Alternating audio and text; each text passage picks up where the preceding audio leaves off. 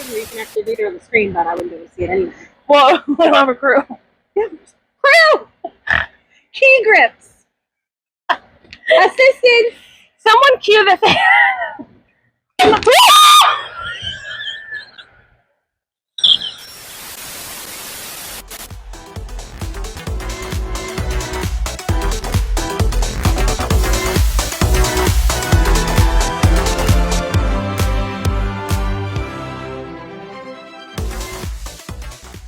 Welcome back to episode 4 of I Do with 42, the wedding podcast. We have the opportunity to be here at West Events today to film these episodes, and we're so grateful.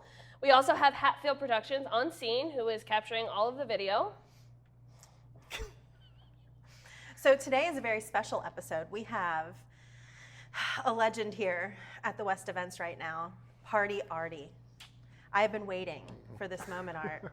Have you now? It's been a while. It's been a while. She hasn't talked about it, it's but been like way too long, for sure. It's been way too long. I met Arty a long time ago, and I have to say that he made a huge impression on me when I first met him. He's just the life of the party. Like, he really is Arty. If you've met Art, if you've been at any of his events, you will see that he is ready to go at all times. He is on. He is out on the dance floor dancing with the guests. Everybody loves him, from men to women to grandparents to, he... The family dog. The family dog. The family dog.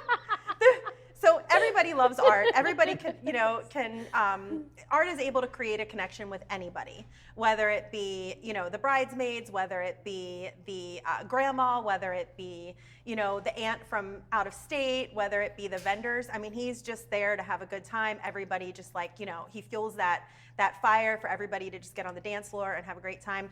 And I have to say that, he really did make a huge impression on me when I first met him. And then there were some, how would you say it, issues to where we lost touch. Things happen. It's the life of, the industry and the things that happen. But it's great to see, and thank you so much for the kind words. And I was so excited to run into you a couple months ago. And then when this happened, I was like, you know what? I have to get Art on here. So welcome. Yeah, I'm so happy to have you. A pleasure to be here today. Thank you. So go ahead, introduce yourself. Yeah, so we made a cocktail for you guys to get started with here. Again, being at the beautiful West Events here in Madeira Beach. Why would we not do an awesome tiki-style cocktail? One of the most things that you hear at an event, or things where people might not drink a lot and they want to incorporate some alcohol into the environment and wedding. They're always like, hey, make me something sweet. So today we have kind of a crossover between a pina colada and a painkiller. We're using Bumbu rum in it, which naturally has a lot of different flavor profiles. It has some banana toffee kind of flavors, which is going to be a little bit sweeter in general, which is much more approachable if you have a different kind of palate when it comes to alcohol and things like that. So we have the Bumbu as our base, which is a Barbados rum, a little bit of pineapple, fresh orange juice. We did a homemade coconut and passion fruit cream in there. So rather than doing crazy heavy, artificial grenadine syrups and things like that, which you would normally get when somebody asks you for something like that, this is a great way to take an approach on that to give you something a little bit different, but more in a crafted aspect. A couple of really nice garnishes, some fresh grated cinnamon, a Luxardo cherry, and some trend up pineapple fronds, and you got a beautiful drink. But hey, want to try it? There you go. Give it a go. Yeah. Give it a go. Yeah, sure. Right, why not? All right. All right.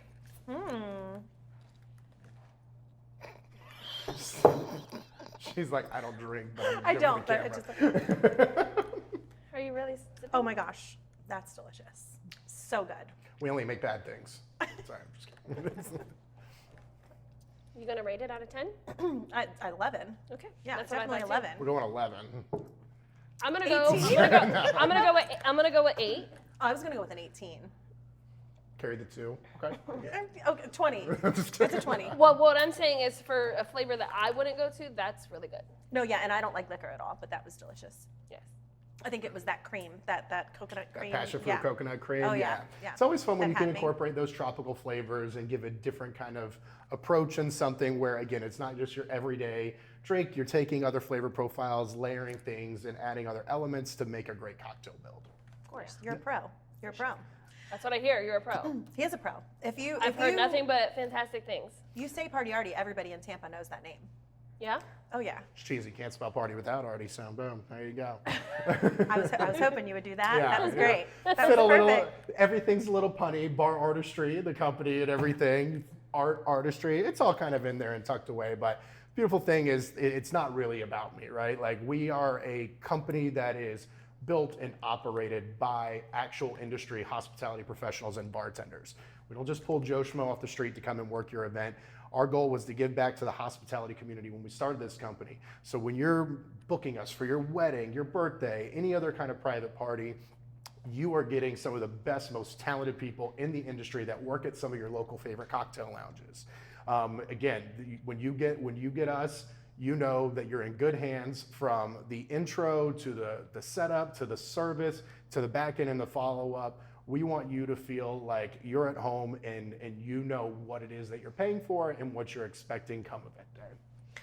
So tell us about your history, how you got into bartending. Tell us. Yeah, I mean, I started bartending the second I could. So the day I turned 18, I really kind of got my feet wet and dived into the industry. From my first ever major job was actually working in City Walk over at Universal, the old school Latin Quarter, which, you know, have met great friends and got a lot of great experience from that back in the day, doing small little events and private events actually in the beginning and stuff, and then kind of just growing throughout that. Back in the day, it was really like, guys in this market didn't have a great home. You know, it was a very female kind of driven industry and stuff. Back when I got started and everything. And then as the cocktail scene kind of built and came to fruition, it opened it up to both male and female a lot differently. And like I said, our company, we have a bunch of talented people in all facets and stuff, which is what bringing this all together is about. It's a community of everybody that is like shared. They're all brothers and sisters, and we love to work and have fun with each other. You know, when you work with like-minded people, you have common goals. You know what it is that you're doing and who you're standing next to behind that bar. But for me, I always say it takes a special breed of idiot to make the hospitality and bar industry your entire career path. It is not for the faint of heart, but if you're a people person and you love what you do, you don't know how to do anything else. So for me, it's what I've always loved to do. I've worked in all facets of the bar industry, from sports bars, nightclubs, you know, fine dining restaurants and dive bars, to you name it. But really found my home in the events industry, where your office is different every day. You meet amazing new people every day. It's not the same four walls, all the regulars always coming up. You get to have new experiences every time. And it is very personalized. In being a people person and sharing that is, for me, what I've always fell in love with. Nice. Awesome. Nice. We don't even have to talk. I mean, really, he just. It's very fascinating. Yeah, I mean, we should just sit here. We should just. I love to talk. You should have made us 2 drinks, so we can That's just why sit we're here. So ask yourself the second question. No, What's your no, I'm gonna ask. Yeah, I fire want away. to get into the fun. I want to hear some weird and crazy. I want to hear experience. Clearly, he has the experience. Oh, yes. Right? We've been a part of some crazy weddings and events and stuff, for sure. I mean, I bet you have something better than Crystal on Crystal. Yeah, probably. Oh, probably for sure. So what's the weirdest or craziest guest drink or request you've had? Weird drinks and stuff. I mean, what do you call a weird drink? You kind of like, you know, find a way to tailor it in and work with stuff. And a lot of times it is us educating and stuff. So, I mean, from a weird cocktail perspective, I wouldn't say so much that, other than weird experiences that you probably run into and in scenarios that you have on events. Let's talk about that. Yeah, I mean, after a night of drinking and things like that, making sure, of course, everybody gets home safely. But I'd probably say the craziest, weirdest end of the night experience I had was the couple that had built a $1,000 archway and stuff, and it was giant, and they wanted to take it home with them. And the bride and groom were having an argument, like, we spent $1,000 on this, we're taking this with us. The groom was not wanting to take it with us. He's like, how are we gonna get this home? We got all this other stuff. Back and forth. Next thing you know, you hear a chainsaw come out. That thing got split in half, and from what I know, they're still together to this day. So, hey, good things happen. Obstacle But one. that was, you know, wild things can happen and stuff, and things where you kind of like, okay, that was a curveball for sure. But, you know, it's fun. And like, as long as everybody's end up being safe at the end of the night, and I'm one of those people, I'll throw your keys in the back of an Uber and tell you to go chase it. So, but that's part of us. Like as a bartending company, we are the one single vendor that probably assumes more liability than any other vendor, which is something we don't take lightly. So while having a ton of fun and being the guy that's out on the dance floor dancing with you and having all that time, there still is a level of responsibility that comes into play that we take a huge amount of pride in as well. Right. Yeah. Nice. So if someone walks up to the bar, they say, make me your favorite. What are you making? My favorite drink's the next one. Everyone's like, what's your favorite drink? I'm like, the next one. It took me a second. I'm like, what I is was that like, drink? yeah. But that's the thing. It's as long as we have a group. The other sister. You Call it always the other get sister. out what you put into drinks and stuff too. Yeah. If you're working with quality ingredients, proper technique, and all of that, whatever it is that a guest wants, as long as we have the materials to accomplish that correctly, it's going to be a great cocktail and stuff. So depends on what you want, and what you want is what we're going to tailor to you and make sure that you have an awesome drink and an awesome experience. Awesome. I love that. I do. I don't like when people just throw things together. There's a method to the madness. Right. So I have a question. So, myself, I've been, diving into mocktails a little bit, Yeah. and that is kind of trending right now. Absolutely. Sober is trending, mocktails are trending, but what I have found when I go out, it's kind of hard to find good mocktails, right? Or especially like some of the more trendy restaurants have a great, selection. So have you encountered weddings recently that would like to do only mocktails? Or, what is your thought process on that? And kind of tell me like your experience with that thus far. We love the whole mocktail kind of like premise and everything. For us, especially as an event company that doesn't, sell alcohol and do that, for us, the profit doesn't come from alcohol. Right. So from a company perspective, it's one way or another. So you can have a great drink like what's sitting in front of you because of all the amazing ingredients from a mixer and garnish standpoint that you put in there. Now, with mocktails, there are different things. So again, one of the things like with us and our bartenders, we have people that manage bars, our liquor reps in the industry, and all of that too. We have one of our bartenders who's actually a rep for Ritual Spirits, which is a non-alcoholic spirit and everything. So incorporating those items and those ingredients into your cocktail or mocktail builds and stuff can make for a great drink sans the alcohol. Or you can not do those non-alcoholic spirits and you can do, just straight up things and lighten it up with like effervescence of soda waters and flavored sodas and other things like that. But there's no reason why you can't feel included or excluded. A lot of times what I'll do is I'll be like, hey, we'll surround something around a cocktail build, but we can still utilize these purees, syrups, and everything else to make a mocktail out of that for your guests that are non-drinkers and stuff. So there's definitely a way to go about doing that. I will say the one thing that a lot of times people might not understand and get that is that they think because, from our perspective, because there's not alcohol, that certain packages should be cheaper.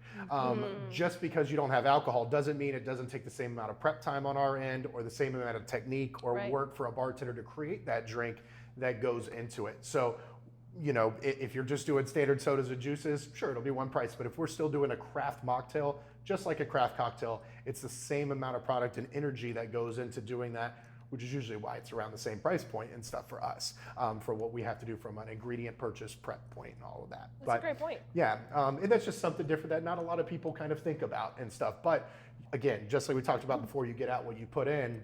When you're putting in quality ingredients and stuff like that, you're going to get a great mocktail that's not just a cup of juice. Yeah. That's nice. I like that. Because a lot of people do just juices and sodas, and it is kind of boring. It is boring. Kind of gives you the... Yeah, and for us too, we do a lot of underage parties. Yeah. Quinceañeras, other things like that, sweet 16s, X, Y, and Z, where obviously that special guest of honor and their friends and stuff are not going to be able to drink from the get-go and stuff. So while you can still have those alcoholic moments for the guests in attendance, if the guest of honor is the central figure who is not 21 plus, you want to be able to make things for them. We just did one recently where we had custom ice cubes with one of our favorite planners with Oro Event Company. They always put on a fantastic event. We had custom gold inlaid 17 marqueed ice cubes and stuff that we put in there. And it's just those extra little special touches.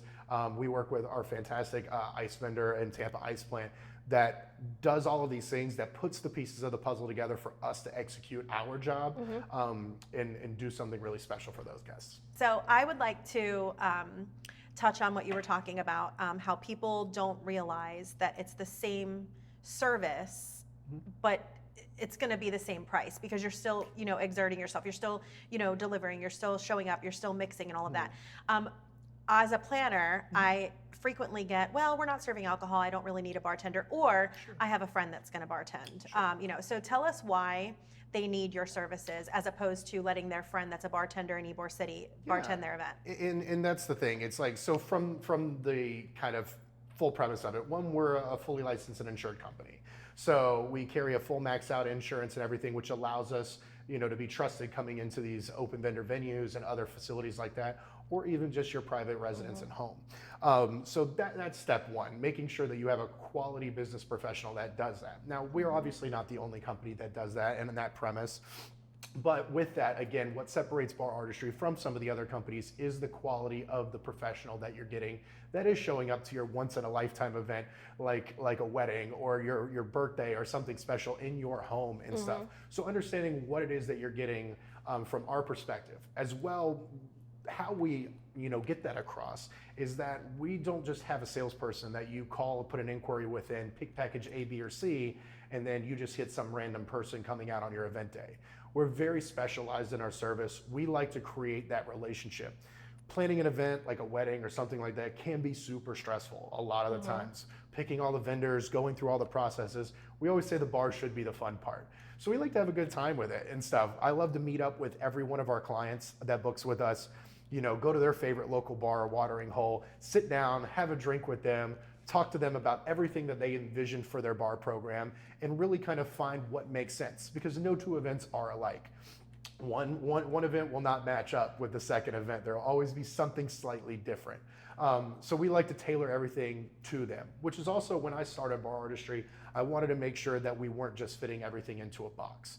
There would be that's why we tier out our pricing based off of service style. So we have a beer and wine lifestyle service. We have what we call our traditional party service, which is usually beer, wine, and standard one-in-one cocktails, like vodka sodas, gin and tonics, rum and cokes, etc. And then we have our craft cocktail package, and then we also have our flair and fire service packages, which is done with high-end flair professionals that tour the world, are in high-level competitions and stuff, and do execute a different level of showmanship in that portfolio as well.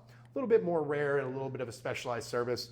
Our bread and butter definitely falls around the middle two packages of the traditional and craft bars. But because we tier that out, you're not paying the same price. For just beer and wine, you'll have a lower price point, because you don't need all of the certain mixers and other ingredients and things like that. As well, we kind of tier out everything else from a gratuity standpoint, so it matches that as well. We start, your lowest gratuity price point would be beer and wine. It slightly increases for the traditional, slightly increases that for the craft and the flair bar professionals. So everything, it has a reason and a method to the madness. So you're not just fit into a box. If you are on a different budget, there are ways to maneuver things, whether you want to spend money on glass rentals or you just want to do things in plastic. You're still going to get the great quality of the cocktail, maybe with just a slightly different aesthetic. But if you're on a budget, there's always a way to maneuver those things. So that's why, again, you can't just sit there and say it's this way or the highway. You have to be flexible and be able to maneuver with different clients. Right. So you have different bartenders that work under you that do different services? Yeah, so again, all of our bartenders are top level bartenders. So they are pretty much at the top level and stuff. And then from there, obviously those top level craft bartenders can still do a traditional bar or beer and wine and all of that. But with other things, if you just have somebody who's skilled to crack open beers and wines, they're not going to be able to do that craft level stuff. Right. So there's a different kind of things, but with all of us, again, I don't just pull anybody off. I have a special relationship with every single person that works under the Bar Artistry label. So whether it's myself or one of them, I'm fully confident that I don't need to micromanage anybody. They're going to take the job, run with it, and be the best of the best. That's nice. Yeah. So if you were to give a couple that just got engaged advice on what's important when they're booking their bar service and starting to prepare for that, what advice would you give them? Yeah, well, one, do your research and everything, and understand, like, when you are looking at different people and different vendors and stuff, that they aren't all the same and stuff, and a lot of times people just try to get a quote and stuff, and then they'll just price match certain levels on that, not understanding that there is certain value that comes out. I always say, all the vendors are very important, but there are two vendors that interact with every single guest at an event, the bartender and the DJ. They are going to touch every single guest that walks into that event, and they're going to be there from the beginning till the end and everything. So, and they also bring a level of entertainment and energy to your event. So they can be really flat, or they can be really exciting and really fun. And that goes a long way with what you're doing with looking at a bar service, because they're not just there to be an order to, like, there are some people that are there to be order takers. That's not us. We want to be able to take your order, create an experience, put on a show, have fun, be energized, and all that. I always like to say, we're not a chain restaurant. You know, we don't have an opportunity if we mess up to give you a gift card to come back and try again. Exactly. We have one shot to be awesome, and that's it. And that's our reputation. That's what we stand behind. And you know, knock on wood, luckily we've been very blessed to have amazing clients and an amazing team that allows us to do what we do. Okay. Awesome. Have you ever had anybody complain about anything? Maybe the bar wasn't cleaned up or set up properly? Yeah, I mean, fortunately, that has never, you know, to this day been an issue for us. We have a certain level of expectation, and why we might be just a slightly higher price point than other people. That money and stuff doesn't go and stay with the company. It goes to pay these bartenders what their value is worth and stuff. I make sure that we are top pay in the national industry and everything to ensure that they are taken care of, because I wouldn't have those people as a part of our team if we didn't take care of them. And it goes with that level of expectation. They know what is expected of them, again, because we don't have a chance to reach out. There's no 3-strike policy. We sit there and we expect everybody to do the same thing. When I'm on a job with 1, 2, 3 other bartenders or whatever that may be, I'm their equal. I'm not your boss and everything too. We're all making the same amount of money. If I'm even working an event, we all know what's expected of each other, and that's why we're on an even playing field. And you know, again, that's why we do what we do. And thankfully, no, we haven't we haven't had to address those things. I think a good piggyback to that question, and the reason why Brooke is thinking of that question is because obviously as planners we've had some issues recently, you know, in past events, past venues with the bartending service. So I guess the reason you probably brought that up would be, as planners, we want to ensure that the bar service is not going to leave a messy bar, is going to do what they're supposed to do, is not going to straight up say, you need to tip me, or, our goal is to leave the place better than we found it. And there's never a mentality of that's not my job. And everything. When we are there, you know, it's one of the fun things too that I love to talk with our clients about is who is your vendor team? Like who are your caterers? Who's your planner? Who's your DJ? A lot of times, because we are in this industry and we do a lot of networking and other things like that, everybody knows everybody and stuff. And it's already fun sometimes when you walk into that event and you know you got an A+ team that you're rocking with. It's one of those things.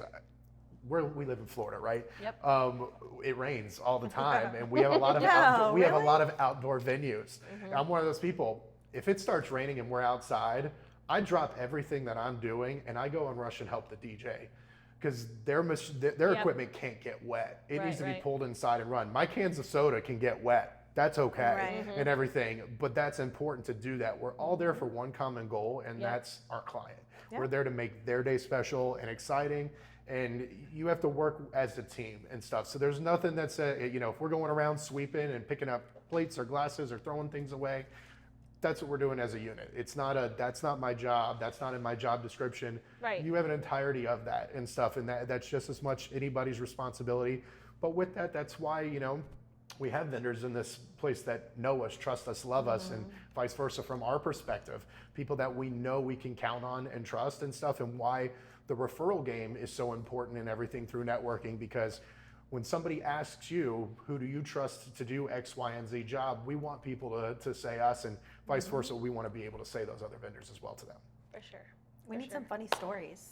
Give me something funny that's ever happened. Something funny. A couple, like, give me like something that you were like, oh my gosh, did that really happen? Yeah, I mean, like say we do the other one. I mean, there's always, you know, goofy people and stuff like at events and stuff. They kind of just work in mysterious ways and in mysterious fashions and stuff.